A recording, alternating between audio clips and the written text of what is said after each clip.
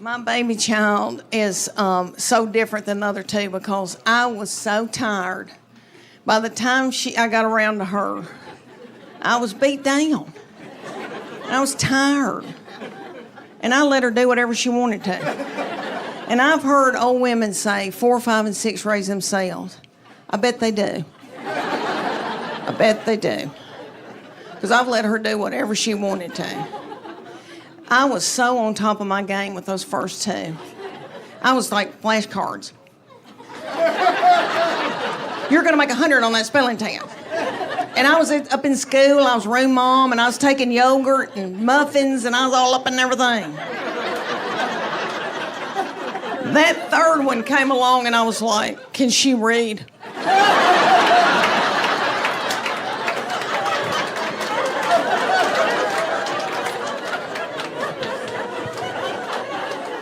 Let me tell y'all that my people are down in Middle Tennessee. I told y'all farming people, and I was raised old-timey Methodist. And my people are kind of superstitious, and there was like no gambling. You could play rook. There was no alcohol in our house. Never had alcohol until we were trying to get her married off. And she married this hoop-de-doo man that owned part of a winery, and so we all started drinking. Yeah. And my little mama had never had alcohol, and she drank a glass of wine and got out of my car, and she goes, I can't feel my arms. But there was no cussing in my family. They didn't want any ugly language, so I brought that into my marriage, and my husband's people say ugly words. So I said to him, we're not going to have any cussing in this house, and I said to these children, I go, nobody's going to say anything ugly. You can't even say stupid. You can't call anybody stupid. You can't say but. If you do, you're going to be in deep doo-doo. And they listened to me. Those first two did exactly like I told them. Well, that baby came along, and it started out with spell cussing. She'd come in a room and say, what the H?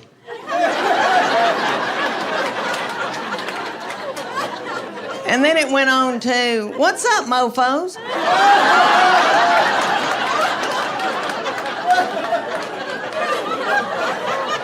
My husband's name is Chuck. She go, Chuck, you a-hole. And my husband gets so tickled and just gets so, and he'd go, oh my, you nut. And my oldest two would be like, what? She just said what? I know, we let her do whatever. All right, y'all. Because we are taping this. I'm trying to get in different material, and I'm trying to do new, and I'm out of my mind because I'm in brain fog. So y'all, bear with me. I'm trying to switch it back and forth. Okay, I got to tell y'all that with me and my husband being just me and him, we probably need to go to a retreat and learn how to communicate again. He traveled. He's always had a big job. He's an executive with a big company and stayed gone, and we wanted him to.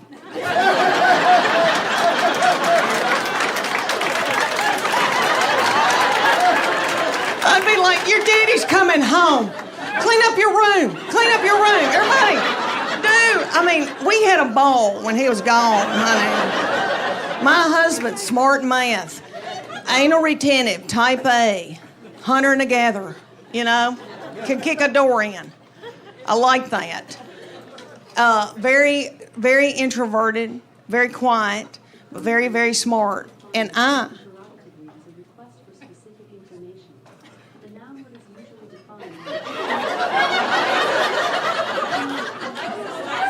Is that Alexis? Are we boarding a plane? It sounds like we're boarding a plane. Is something taking off? If it is, we need to all wash our hands. What was I saying? Oh, my husband. Okay. So he has always been, like he worked for Burger King when he was 14. They gave him a key. So, and he was getting an MBA at UT when I met him, and he's a little bit younger than me, and he'd already been out 4 years, worked, and then went back to get an MBA. I was just finishing up my undergraduate because I'm fun. So it has been a tumultuous, because if y'all saw my purse, y'all be like, her life is out of control. And he is just like that. But anyway, now it's just me and him. And if I could give you young people any advice, I know you hadn't asked me for it, but you need to go on date nights, and you need to nurture that. And I know everybody's driving in a car, and everybody's fighting, and everybody's got something in a crock pot. But you need to do that with your husband, because one day it's just going to be you and him, and you're going to look at him and go, who are you? And what do you want from me? So I try to do fun things, and people say to me all the time, they go, do you let your husband travel with you? And I say, no. The main thing is he's got to keep working. We need health insurance, you know? Everybody's getting their eyebrows waxed. We need to keep this going. We want him to work as long as he can. The other reason is he loves a hotel. You know, men love a hotel. And I gotta work. I gotta put on makeup and get on Spanx. And so I'll take him to a hotel and he gets a glazed look over his eyes. And I find myself doing this. And it doesn't have to be a nice hotel. It could be a Scottish Inn. And there could be a bloody spot on the carpet where there's been a murder. It wouldn't bother him. But anyway, I don't let him do that. So around Knoxville, I try to do things for me and him to do together. And I bought him tickets to go see Def Leppard and Journey. Oh, y'all. Going to a concert is very different when you're 54. I went to school at UT, and I used to go to all the concerts. I saw Tina Turner, John Cougar Mellencamp, Rod Stewart, I don't know where I got the money. But in the 80s, honey, I went. Nick, I was so cute. I had on little bitty britches. My thyroid was functioning. I didn't care about food. I'd eat a half a can of tuna and I'd be like, I'm full. But anyway, so I got us tickets, and my husband, I thought, we're going to have a date night. And he goes, I can't get there in time to go out to eat. I'll meet you at the concert. So he had bought a tall boy and an egg salad sandwich at the gas station. I know, I had to smell that all night. So anyway, I was hungry, and everybody at that concert was my age or older. And everybody's worried about the snack bar. And I was too. Journey was already on stage. Nobody cared. Everybody was at the snack bar. But anyway, Little Journey, we all go to watch Little Journey. Journey does not have Little Steve Perry anymore because he had to get a hip replacement. So and I loved him. They've hired this little bitty man who is yummy, and he's taking care of himself, and he's got little bitty breeches on, and he hadn't eaten white flour and sugar, and I don't think he's done dope, and I don't think he's slept with nasty women. So he's hopping and doing and squatting and doing, and all the old boys in the back look sick and bloated, and they're going.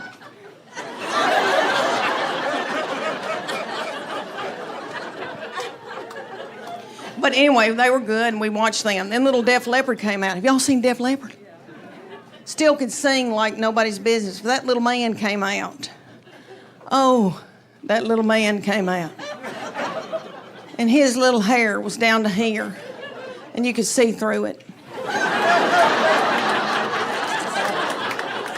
And I took one look at him, and I thought, thyroid.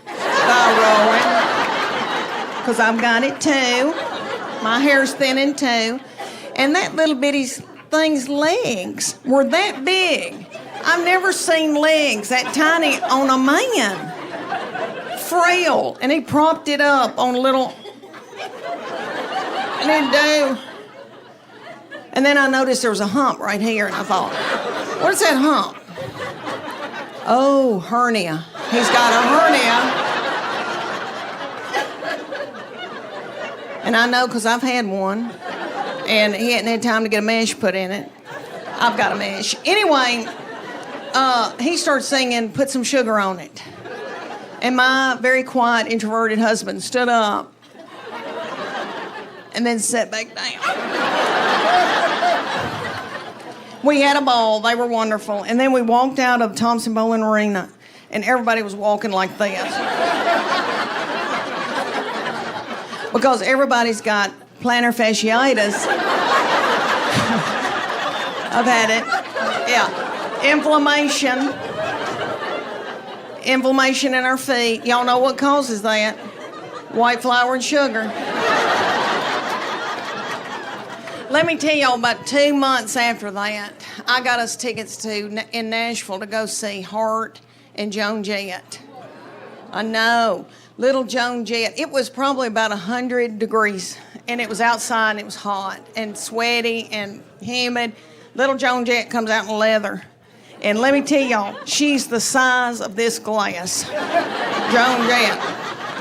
But she rocked it, and she has filler, a lot of filler, and it looks good. It looks good. And I've never wanted it until now. And I think, should I get my lips plumped up? Because what happened to my lips? My lips just sucked up into my body. I used to have lips. Anyway, so she came out, she was wonderful, and then Nancy and Sweet Ann and Nancy came out, the sisters, Hart. Ann's the oldest one, you know, the dark-headed one. She came out in a big pair of orthopedic tennis shoes.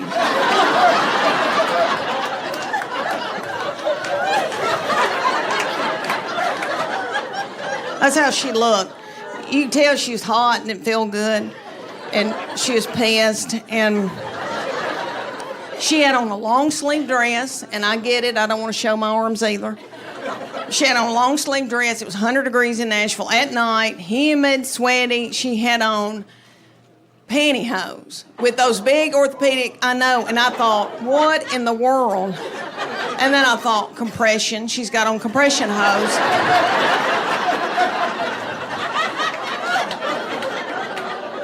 But she sang like a bird. And then Nancy, sweet Nancy's doing okay. You know, Nancy's a little bit younger. She can still jump. But they were wonderful. Anyway, we tried to do stuff like that. And I've told him, I said, we need to build intimacy. And not your kind of intimacy. Because he, you know, everything just means grabbing my breast. And even if he hasn't spoken to me that day.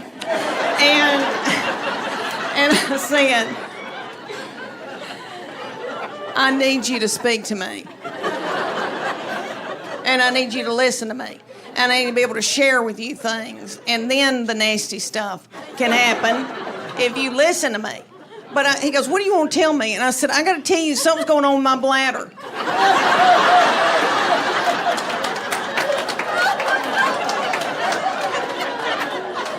He said, I don't want to know.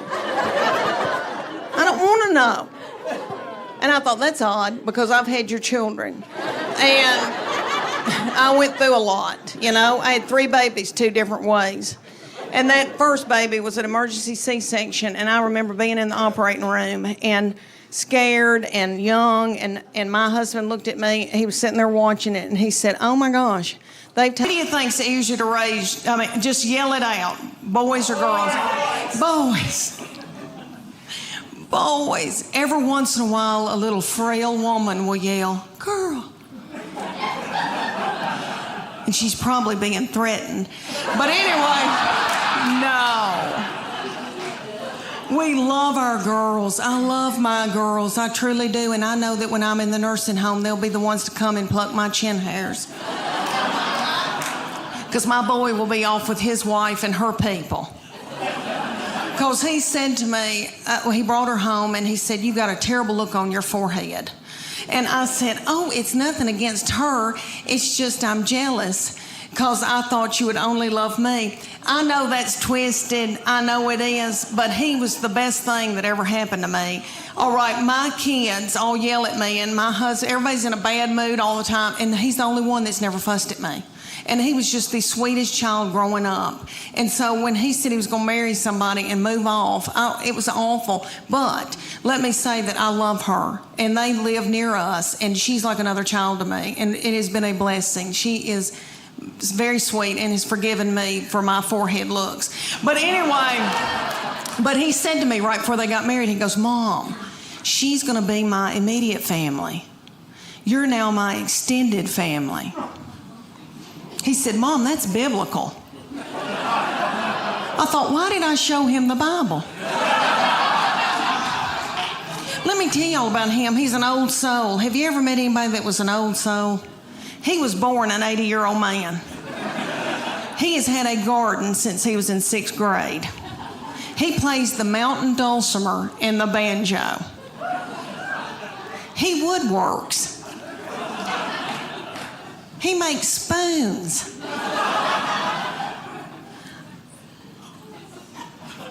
He makes spoons. I mean, he is so yummy.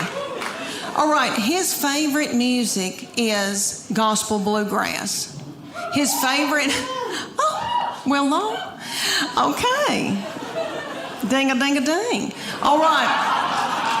His favorite artist was Dr. Ralph Stanley. Dr. Ralph, look at you. Look at you. Knowing who Dr. Ralph Stanley is. Okay, for those of you who don't, he was on the Oh Brother Where Art Thou. That is probably the most famous thing he did. But he was the godfather of Mountain Soul. He ended up dying at like 92. He had a little cowboy hat propped on his head. Yummy. Okay, he would come through Knoxville, and I would take my son to see Dr. Ralph when my son couldn't drive. They propped little Dr. Ralph up on stage because he was so old. I almost threw my panties at him because that's what you do to Tom Jones. And I love him. But anyway, I'm standing there listening to Dr. Ralph Stanley singing gospel bluegrass, and I think to myself, how many teenage boys are listening to this? What are teenage boys listening to? Rihanna, Walk a Flock of Flame, some of that nasty goings on.